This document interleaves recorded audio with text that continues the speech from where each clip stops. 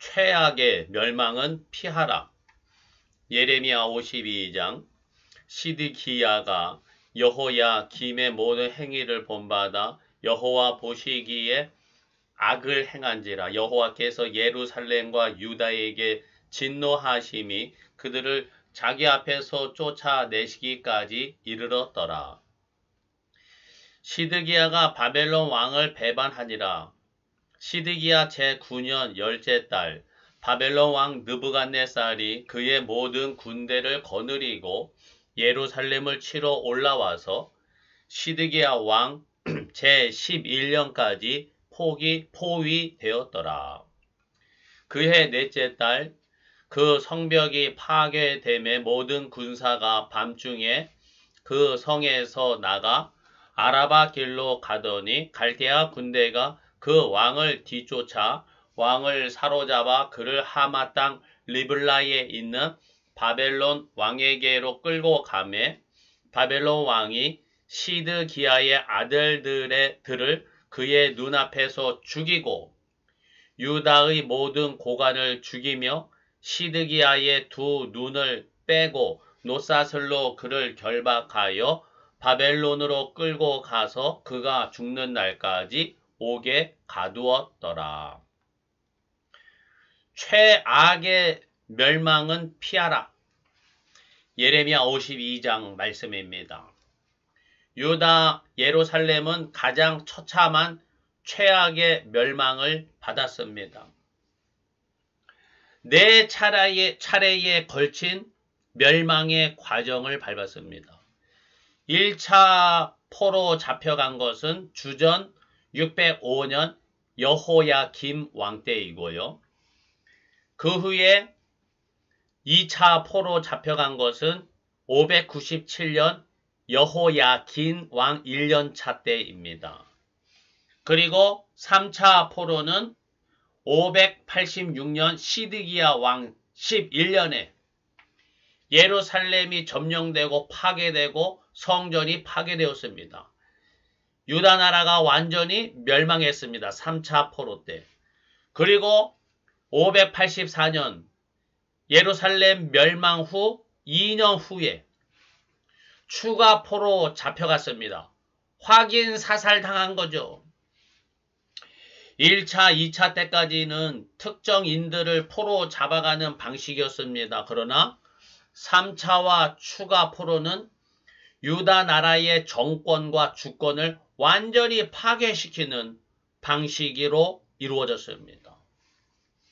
최악의 멸망을 받았습니다.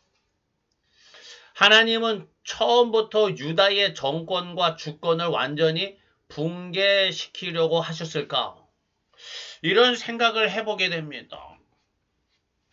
완전한 멸망이 처음부터 계획되었다면 예레미야를 통해서 바벨론에게 항복하라, 애굽을 의지하지 말라, 이런 메시지를 전하지 않았겠죠. 가만두면 완전하게 최악의 멸망을 받을 테니까. 그러나 어떻게든 바벨론에 의한 최악의 멸망은 피하게 하려고 메시지를 계속 전하여 주셨던 겁니다. 그럼에도 유다 나라는 왜 최악의 멸망에 이르게 되었을까? 하나님의 심판과 이에 따른 멸망은 피할 수 없더라도 최악의 멸망은 피하는 그러한 은혜를 받기 바랍니다. 반복되는 심판의 경고를 받아들여야 합니다. 어느 날 갑자기 최악의 멸망에 이르는 것이 아닙니다. 시드기야 왕 때 유다와 예루살렘이 완전히 멸망하기까지는 수차례에 걸친 경고가 있었던 것입니다. 그리고 심판도 있었고요. 시드기야 왕 이전에 있었던 두 왕, 여호야김과 여호야긴 왕 때에 이미 바벨론에 포로 잡혀갔어요. 그리고 지금도 유다를 포로 잡아간 이 바벨론은 그저 그대로 더 강력하게 세계를 압박하고 유다를 지배하고 있습니다. 앞전에 있었던 1차, 2차의 경고를 어떻게든지 받아들여야겠죠. 그런데 시드기야의 선택은 이 경고를 무시했습니다. 시드기야는 이 바벨론이 즉위시킨 왕입니다. 처음에는 그래서 바벨론에 의해서 왕이 되었기 때문에 친바벨론 정책을 폈죠. 그런데 이 바벨론의 지배와 압박이 약해지질 않고 계속되니까 국내에 유다 나라 안에 친애굽 세력이 점점 목소리를 높이고 시드기야 왕에게 애굽과 가까운 애굽을 의지하는 정책을 펴라고 강요했던 것 같아요. 결국에 바벨론 세력을 받아들이기보다는 친애굽 정책으로 기울었던 것입니다. 그러자 이 바벨론은 더 이상 유다를 가만 보고만 있을 수 없었던 것이죠. 이거 봐라. 애굽하고 짝짝꿍해가지고 대적하려고 해? 그래서 유다 나라의 주권을 가만 놔둘 수가 없었던 것이죠. 그래서 완전한 점령과 예루살렘 파괴에 이러한 이 심판이 이루어졌던 것입니다. 시드기야 왕의 두 눈을 뽑고 왕자들을 다 죽이고 주요 고관들도 죽이고 주요 인물들을 잡아가고 예루살렘 성전도 파괴시켰던 것입니다. 그러고도 2년 후에 추가로 포로 잡혀가는 확인 사살까지 한 것입니다. 유다 나라의 주권을 더 이상 내세울 수 없게 완벽하게 파괴시켰던 것입니다. 하나님이 주시는 한 번, 두 번의 경고를 결코 소홀히 여기지 말아야 합니다. 최악의 상태에 이르지 않도록 하나님이 경고하시는 것을 신중하게 받아들이고 철저하게 지켜나가야 하는 것입니다. 저희 집안은 고혈압, 당뇨, 중풍 이런 내력이 계속 이어져 왔어요. 제가 아는 위에 할아버지 아는 분들은 다 그랬습니다. 저도 그래서인지 그 20대 때에 제가 헌혈한 것이 이 결혼한 후에 헌혈 거기서 편지가 왔더라고요. 가까운 병원에 가서 피검사를 받으세요. 이렇게. 그래서 아니 헌혈했는데 왜 이런 걸 나한테 왜 보내나. 그래서 이제 20대 후반이죠 그때가. 피검사를 받으러 갔더니 간 수치가 높다 그러더라고요. 그런 줄 몰랐었는데 헌혈을 통해서 알게 됐습니다. 이게 저에게는 하나님이 주신 1차 경고였던 것이죠. 너도 간 수치가 올라가고 하는 것을 피할 수 없으니 조심하라. 그래서 조금 운동도 했어요. 그런데 이 교회에서 전도사하고 부목사 한다는 것이 참 같이 먹는 이 음식 자리가 많아요. 많이 가게 돼 사람들을 많이 만나는 직업이다 보니까 그러다 보니까 제가 이 전도사 부목사 하는 이 6년 7년 사이에 몸무게가 20kg 이상 늘었습니다. 와. 그러니까 간 수치가요 150, 180 이렇게까지 가더라고요. 그리고 몸이 원인 없는 그 만성 피로가 떠나질 않아요. 간 수치가 올라가니까. 소화가 계속 안 됩니다. 속이 덥수룩하고 그냥 조금만 잘못 먹어도 탈이 나고 배가 아프고 그리고 이 사방팔방 이 관절 근육마다 염증이 일어나고 통증이 올라오고 이게 계속 반복되는 거예요. 이게 저에게는 2차 경고인 거죠. 2차 경고. 심했어요. 예. 그러다가 우여곡절 끝에 교회를 개척했습니다. 그냥 맨 땅에 헤이딩 하듯이 개척했어요. 뭐 그러다 보니까 혼자서 그냥 지내는 시간이 많고 누가 같이 밥 먹고 할 것도 없고 하니까 먹는 것도 좀 줄고 그리고 시간 남아서 운동도 좀 많이 하고 이렇게 하다 보니까 몸무게가 20kg 정도 줄였습니다. 그러면서 차츰차츰 간 수치도 내려가고 지금은 정상이에요. 간 수치는. 그 몸은 많이 좋아졌습니다. 그런데 참 희한한 게 그 증상이 있잖아요. 증상. 만성피로 안 없어져요. 조금은 낮이지만 만성피로가 그대로 있습니다. 소화불량이요? 항상 불안불안한 게 있어요. 아직도.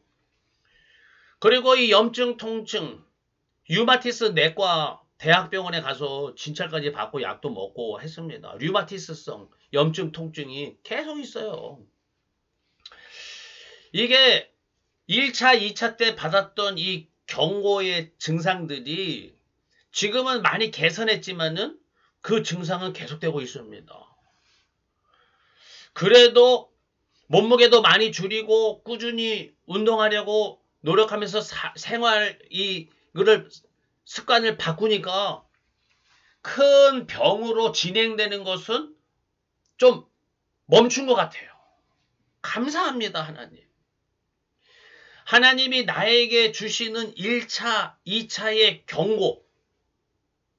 한 번만 경고받은 것이 아니라 두 번째 경고를 받았다면은 심각하다는 것을 깨달아야 됩니다.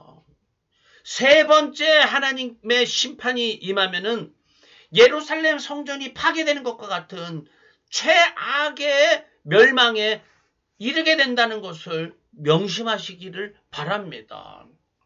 최악의 멸망에 이르지 않으려면은 하나님이 주시는 1차, 2차의 경고가 나의 삶 가운데 어떤 면에서든지 내가 지금 발견한다면 심각하게 돌이킬 수 있기를 바랍니다. 그리고 애굽을 의지하지 말라. 이 유다 나라는 왜 번번이 애굽을 의지하려는 걸까? 이런 생각을 해봅니다. 이집트에서 400년 동안 종살이 하다가 하나님이 이제 해방시켜 주셨죠. 그래서 출애굽 후에 광야에 나왔는데 조금만 마음에 안 들고 힘들면은 애굽으로 돌아가자. 아우성 쳤어요. 왜 툭하면 아우성 치고 애굽으로 돌아가려고 할까요? 참 희한하죠. 애굽에 종살이하러 가고 싶은가? 그렇게. 이게 뭐지? 애굽에는요. 많은 우상과 많은 신들이 있습니다. 그래가지고 자기가 지금 뭐 불평이 있거나 아쉬움이 있거나 원하는 게 있으면은 자기가 원하는 신들 중에서 원하는 신을 선택해요. 그리고 자기가 하고 싶은 대로 합니다.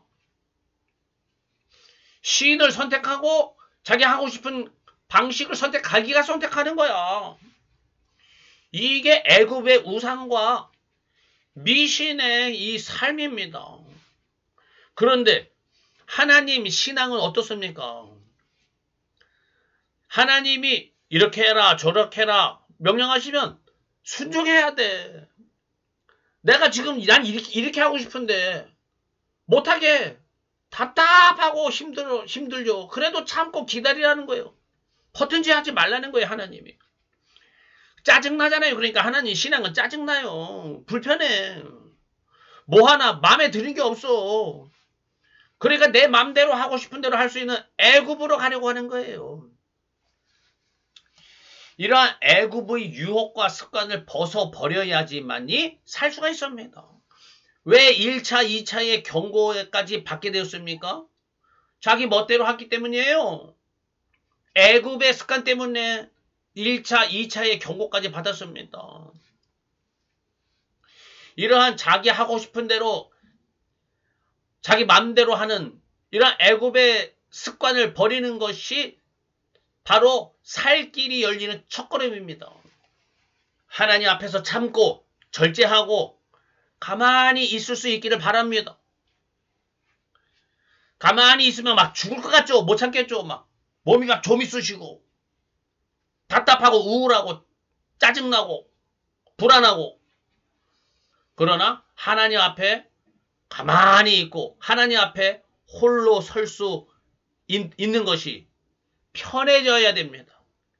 하나님 앞에 가만히 있고 홀로 서기가 편해지도록 훈련되어지고 최악의 멸망을 피하고 살 길이 열리기를 바랍니다. 그리고 참 힘든 하나님의 명령은 무엇이냐? 바벨론을 받아들여라. 하나님의 심판이 이미 임했어요. 그 심판은 바벨론입니다. 바벨론.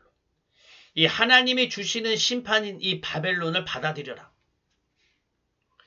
그런데 하나님은 왜 바벨론을 심판의 도구로 쓰실까? 애국, 이집트를 심판의 도구로 쓰시면 안 됐나요? 오히려 그러면 속편할 텐데 꼭 바벨론을 왜 받아들이라 하십니까? 바벨론은 되고 애굽은 안 되는 까닭은 애굽을 의지하는 것은 유다의 정권과 주권을 유지는 할 수가 있습니다. 그러나 바벨론을 받아들인다면 유다의 정권, 주권을 잃어버리게 됩니다. 그런데 왜 바벨론을 받아들이라는 겁니까? 하나님 앞에 중요한 것은 세상의 정권과 주권이 아닙니다. 지금 심판을 받아서 세상 정권과 주권을 잃어버리는 심판이 임하고 있습니다. 거기에 위기를 받게 됩니다. 그런데 하나님 나라의 삶을 사는 것이 하나님 앞에는 중요하기 때문입니다. 세상 나라의 삶이 아니라 하나님 나라의 삶을 살게 하시려는 겁니다. 애굽을 기웃거리는 유다 나라는 유다 백성은 우상과 미신을 하나님과 겸하여 섬겼죠. 이거는 무늬만 하나님 신앙이지 실제로는 우상 미신을 따르는 삶을 살 뿐입니다. 그래서 애굽은 안 된다 이겁니다. 바벨론의 심판을 받아들이라. 비록 바벨론의 지배 아래 있더라도 하나님 나라의 삶을 살게 하시려는 겁니다. 이 바벨론의 정책은 식민지가 되어서 세상의 정권과 주권을 잃게 되지만은 그 나라 민족의 종교와 문화는 유지할 수 있게 자유를 주었습니다. 오늘날 우리나라 남북의 차이가 무엇입니까? 해방과 한국전쟁 후에 북한이 남한보다 잘 살았어요. 그러나 북한 사회주의 정권은 하나님 신앙을 억압하고 사회주의 신념으로만 살도록 신앙과 정신과 문화를 통제했습니다. 그 결과 지금 북한은 나라 경제가 발전하지 못하고 세계에서 가장 폐쇄적이고 인권을 탄압하고 있습니다. 반면에 대한민국은 종교 자유와 민주주의 국가의 길을 가면서 자유롭게 하나님을 섬기고 하나님 신앙으로 살아가는 사람들의 문화가 형성되면서 세계에서 가장 크게 성장한 나라가 되었습니다. 하나님 나라의 삶을 살면서 이 나라가 은혜와 복을 받은 것이죠. 애국과 바벨론 사이에서 어디를 선택할 것인가 결정하여야 합니다. 어떤 직장을 선택할 것인가. 돈 많이 벌고 휴가도 많은 직장이지만 하나님 신앙을 지키지 못하게 한다면 어떻게 하겠습니까? 어떤 배우자와 결혼할 것인가? 성격 좋고 건강하고 인상도 좋고 똑똑한데 함께 한다면 하나님 신앙을 지키기 어렵고 우상과 미신의 길로 유혹받게 된다면 어떻게 하겠습니까? 어떤 취미를 가질까? 해외여행 가서 뭘 할까? 사업을 하려고 하는데 어떤 사업을 어떻게 할까? 내 마음껏 할 수 있는 애굽을 선택하기보다는 차라리 내 마음대로 하지 못하지만 하나님 신앙으로 살 수 있는 바벨론의 심판을 받아들일 수 있기를 바랍니다. 최악의 멸망은 피하라. 유다 나라는 한 방에 완전히 파멸된 게 아니었습니다. 1차로 포로 잡혀가고 다음에 2차 포로 잡혀갔었죠. 그러나 새로운 유다의 왕과 백성들은 1차와 2차에 걸친 경고의 메시지를 무시했습니다. 그 결과 돌이킬 수 없는 완벽한 최악의 멸망을 받게 되었습니다. 우리의 삶에는 어떤 경고를 받고 있나요? 건강과 습관과 행위와 생각이나 성격 등에서 내 맘대로 하려는 애굽의 속성이 있다면 뽑아버리기 바랍니다.